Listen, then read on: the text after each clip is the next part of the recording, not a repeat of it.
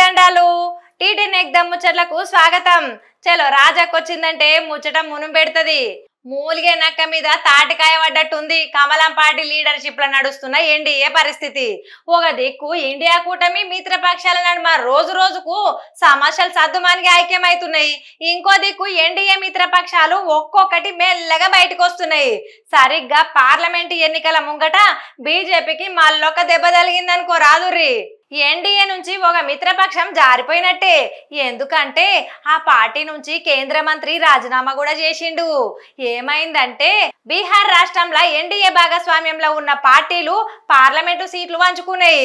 ఈ పంపకంలో Chirag Paswan party LPG పార్టీకి 5 సీట్లు ఇచ్చిండ్రు. ఇక రామ్ విలాస్ పాస్వాన్ సోదరుడు రాష్ట్రీయ లోక్ జనశక్తి పార్టీ అధ్యక్షుడు పశుపతి కుమార్ పరాస్ పార్టీకి ఒక్క సీటు కూడా కేటాయించలేదు.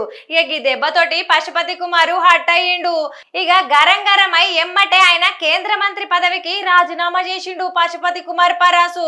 అదే వేడిల వేడి మీడియా సమావేశం కూడా పెట్టిండు. బీహార్ రాజకీయంలో ఎన్డీఏ సీట్ల సర్దుబాట్ల బీజేపీ మాకు అన్యాయం చేసిందని మండిపడ్డాడు. ఆ పార్టీకి సిట్టింగ్ ఎంపీలు 5 మంది ఉన్నారు, కానీ మాకు ఒక్క సీట్ కూడా ఇయ్యలేదు.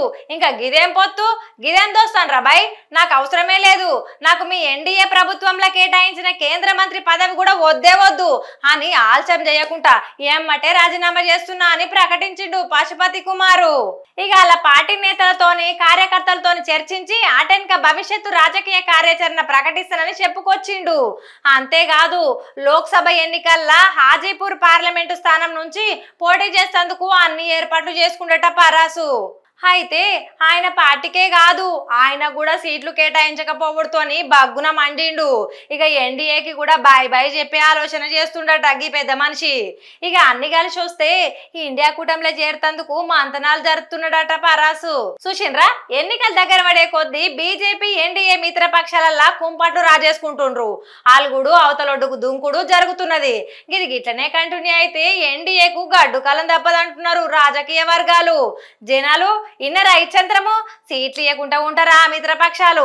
మీరేమంటారో కామెంట్ రూపంలో రాయిర్రి. గిదుల్లా ఇలాంటి ముచ్చట మళ్ళీ రేపటి ఎగ్దమ్ ముచ్చట్లతోని మళ్ళా కలుస్తా. అదివరదాకా చూస్తూనే ఉండు రీ టీ10.